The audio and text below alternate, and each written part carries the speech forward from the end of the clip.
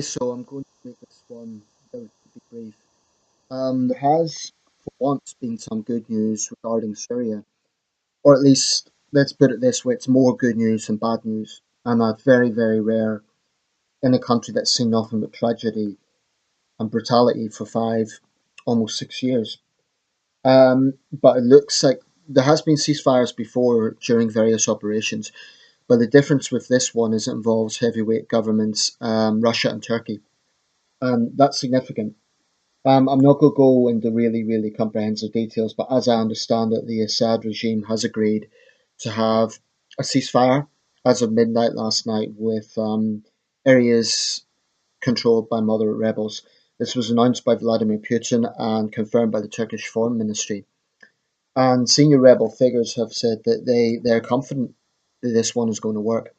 But that's interesting because the Assad regime does seem to be on the winning side at the moment. Um, but I'm sort of cautious about it because the deal excludes ISIS and Al Nusra Front, which is an Al Qaeda offshoot. The war is, of course, very complex. There's over 100 groups involved in the fighting in various forms. Definitely, this isn't going to be an end of fighting in Syria. Um, I would not be surprised if fighting continues into 2017 and probably fizzles into 2018. Nevertheless, if it's not the end, it probably is the beginning of the end. Because if the moderate rebels and the Assad regime could put aside their differences, at least temporarily, they could defeat ISIS, and then maybe, just maybe, there will be peace in Syria. Now, I'm from Northern Ireland, and I know how long it took for peace to reach there, and the number of people who've died in Syria dwarfs that of Northern Ireland. About 3,000 people, 3,500 people were killed in the Northern Ireland Troubles, which is a lot of people for a small place. But in Syria, the figure's 470,000. Some figures are a bit lower, but it's hundreds of thousands, whatever way you look at it. Somewhere in the region of 5 million people have been displaced, many of them internally, but many others in Syria itself.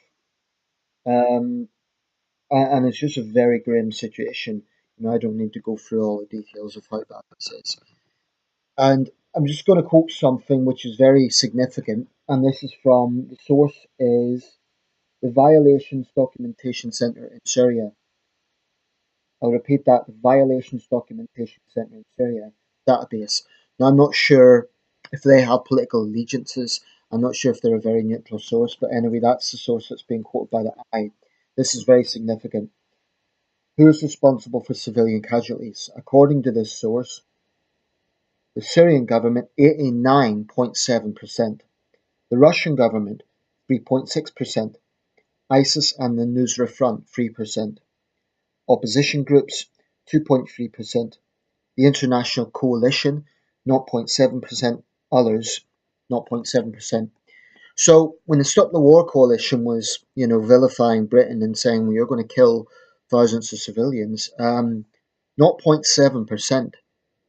Compare that to the Russian government, 3%, 3.6%, in fact.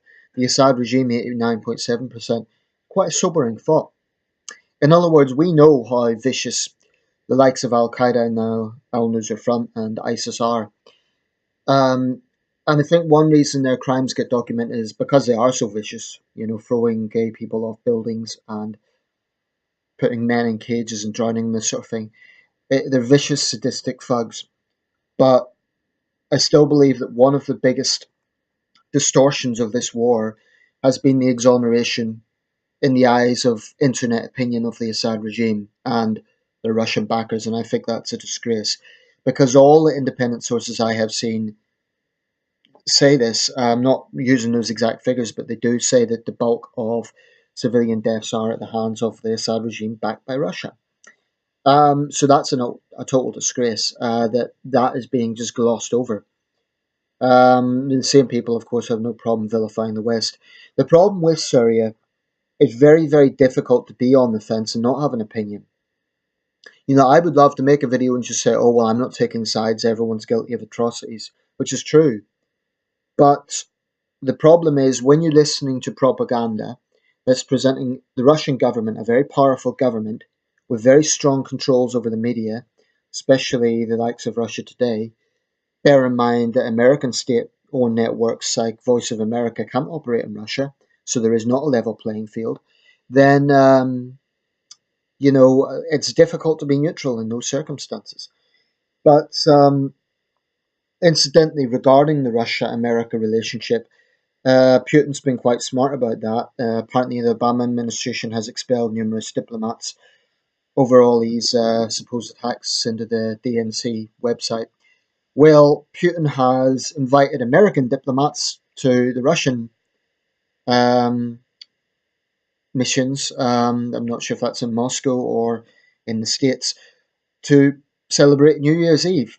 That's pretty smart of Putin. So he's making himself look like a good guy and making the Americans look like paranoid and overreacting. Russian official even said this is, kind of why target our children at Christmas time. I honestly don't know what's going on. Espionage is a murky, dark world. We never know what the truth is. Could it be that America's overreacting? Possibly. But, it's not like Russia isn't capable of this. So there's just no way to know. If America is overreacting, then that's, unfortunate. But, to be fair, the Putin can hardly say he hasn't been at least partly responsible for exacerbating Cold War feelings, because he has.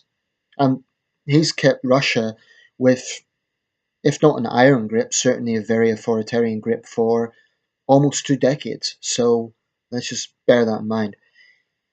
Though, before people think I'm anti Russian, I will defend Russia on one issue. And I might actually make a video specifically around this issue.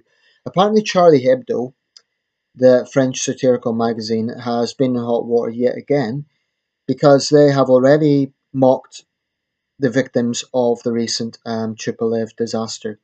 92 people killed, many of the members of the Alexandrov ensemble. Well, the Russian government has described this as excrement, and they went on to say that the Charlie Hebdo cartoon was basically depicting a singer in a falling out aircraft wailing "Ah," with the inscription, "The repertoire of the Red Army Choir is expanding." Another cartoon voices sardonic regret that Vladimir Putin wasn't inside. Now, to me, okay, attacking a world leader is one thing, but to mock the victim of an airline disaster in that way just shows, to me, that's sick. It's not humor, it's not satire, it's sick. It's not even particularly clever. And they've done the same thing when the Russian airliner was shot over Sinai last year. I've lost all sympathy for Charlie Hebdo. I think they're basically scumbags. And that's not making any moral equivalency to what happened to them last year, but I think they're basically playground bullies. And I've no doubt they done exactly this sort of stuff before they were attacked last year. They're bullies. And to me, that there's nothing witty in that. It's not a comment on geopolitics. It's just trash. So on this occasion, I support Russia. I think Russia was right to be angry. You can imagine if there was a big airline disaster in France or Britain or America, um, and well, let's say Lockerbie, right? I was at the Lockerbie Memorial recently. I wasn't going to mention this, but I was there. It was a very moving place. Now, let's just say, for the sake of argument, Russian cartoonists decided to mock the victims of that. I think a lot of people in America and Britain would be pissed off. So I think people should stop defending Charlie Hebdo. I think they're trash. They're not smart. They're just nasty little bullies. Fuck them. Um, so to me, that's just not smart. And I appreciate satire. I appreciate risky humor, but there's a difference, as far as I'm concerned, between satire and just being a dick or being cruel for the sake of it. I mean, I just hope the relatives don't see that trash, because they're going through enough at this time. To me, that's not smart. That's trash. That's my opinion. Anyway, I'll leave it there.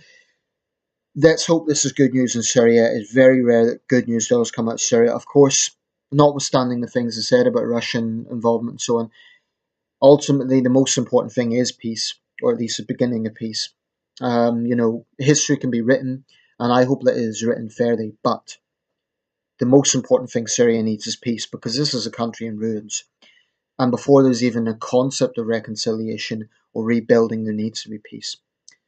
So if I had one hope for the international stage in 2017, it would be that an end of this horrible war. Um, that's all hope for that, because it's in everyone's interest.